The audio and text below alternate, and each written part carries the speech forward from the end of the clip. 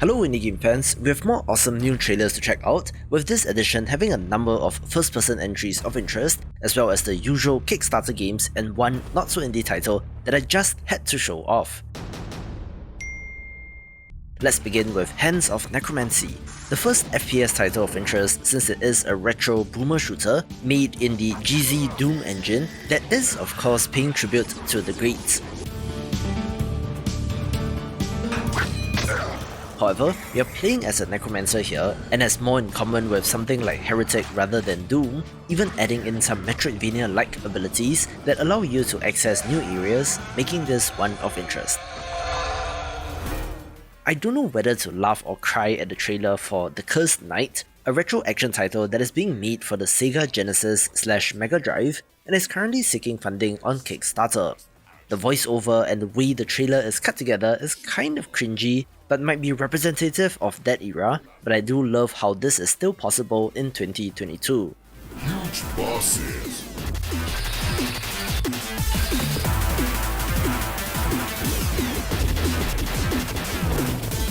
Crazy Mega Drive effect.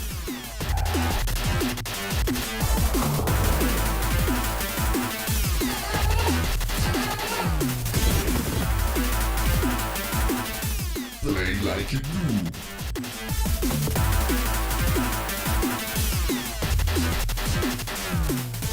Or play like a Mega Driver.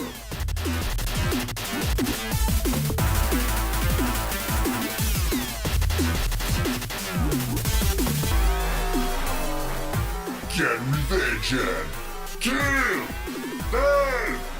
Oh!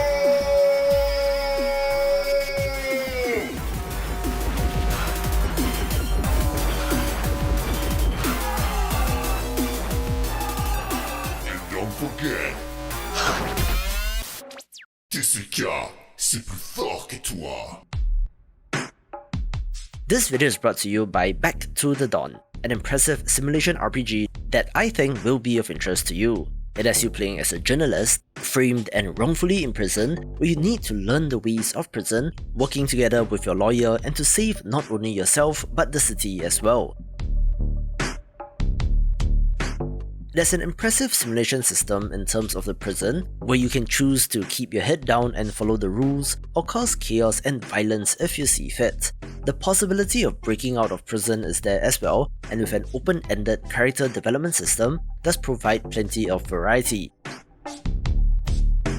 The NPCs are developed in themselves, each having their own unique motivations and personalities, helping or hindering your plans. It did also win the Indie Play Best Game Grand Prize in 2021, with a scheduled release in 2023, so if it looks interesting, do check out the demo on Steam and wishlist the game.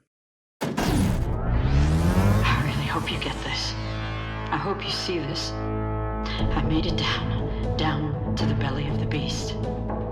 It's worse than I thought. Far worse.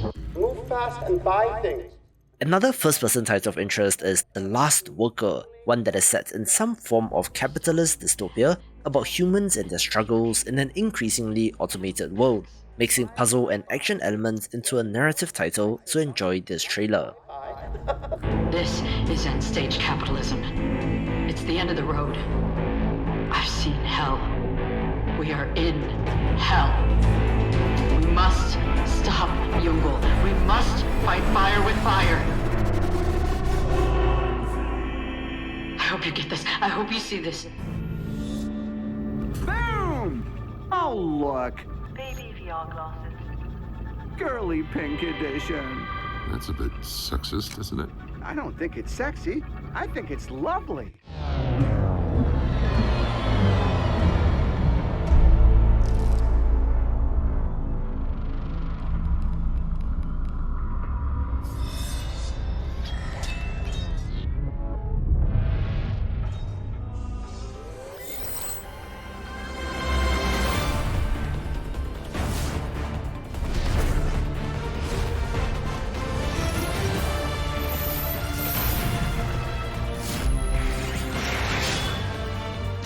One of the weirdest and most interesting titles to come along in recent memory is the not indie at all Gundam Evolution, where I had to look this up ever since I heard of it on the Giant Bombcast, since they described it as Gundam Overwatch, and I have to say, that seems pretty on point.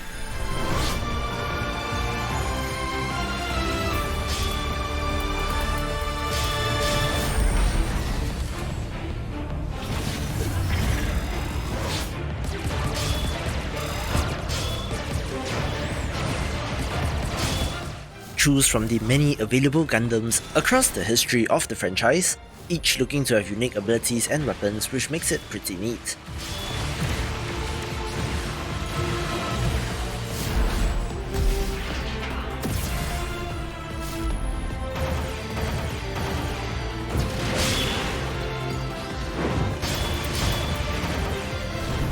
I do think that there have been quite a number of Japan-only Gundam games which ended up being for a niche audience, so I'm interested to see them try their hand at this, but the number of mobile suits in this trailer alone is impressive, making this a title of interest.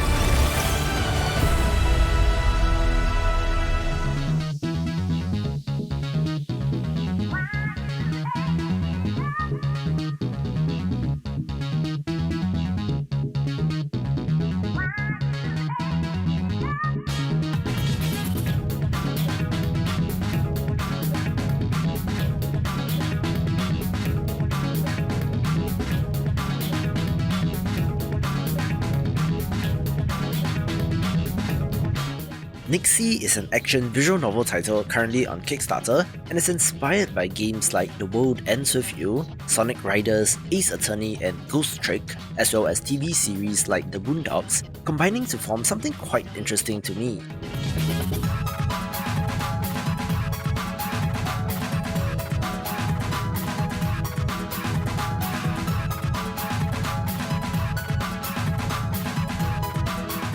The 2D art looks fantastic, with gameplay systems that look neat as well, since it is themed around black culture and spirituality.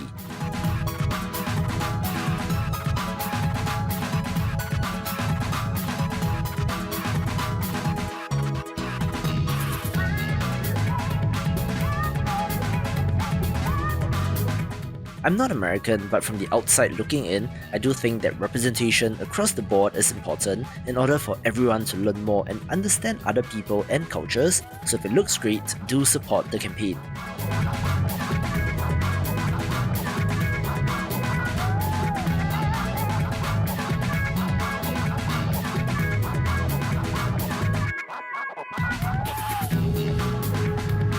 If you enjoy emotional narrative tales, I think that South of the Circle will be of interest, set during the Cold War, where you play as an academic having to weigh up choices in life, and is being published by 11-bit studios, but I do have confidence in them.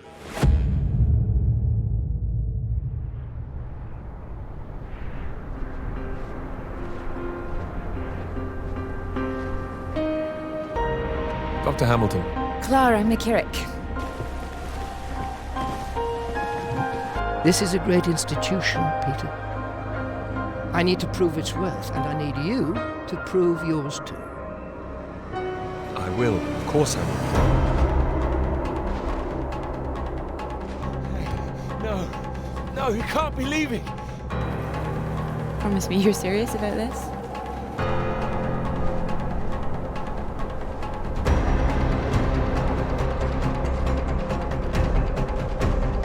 Over here! Come back! I know what happened. I was there. Perhaps you were miles away again.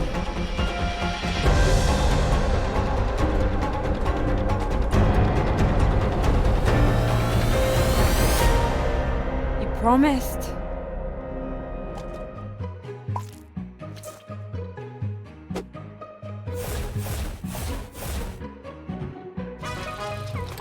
If you've been around indie games, I'm sure that you'll be able to tell what kind of game Fueled Up is, since of course, it does share many similarities with Overcooked.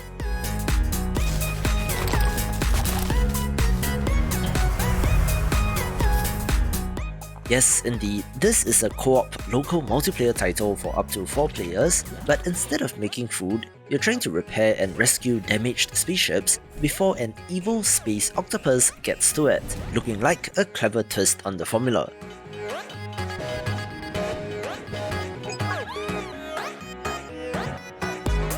Like in a kitchen, things can and will go horribly wrong when airlocks are accidentally opened, there are electrical fires to deal with and plenty of leaks to patch, looking like chaotic fun with friends.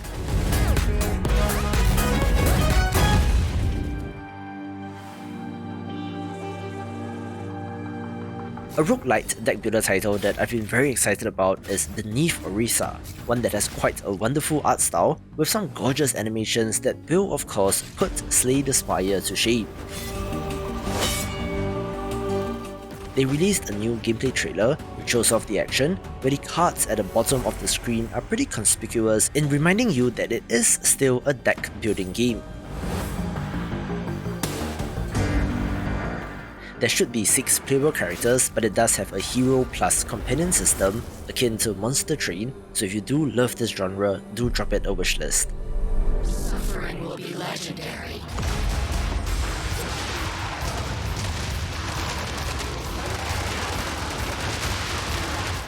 One of the most hotly anticipated titles in the first-person shooter space is Project Warlock 2, the sequel to a game from 2018, which took everyone by surprise given that the developer was quite young at the time and wasn't even born when Doom was released, but managed to capture the feel of a boomer shooter quite nicely. Do you want to see something scary?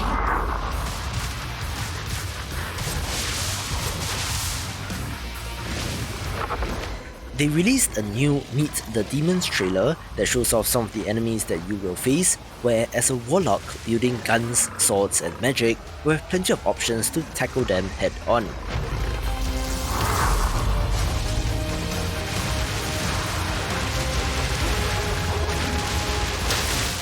It looks pretty impressive, with a clearer release window of June 2022, so do look out for this pretty soon, taking the #1 spot. For more upcoming indie games, watch these videos and I will see you after the jump.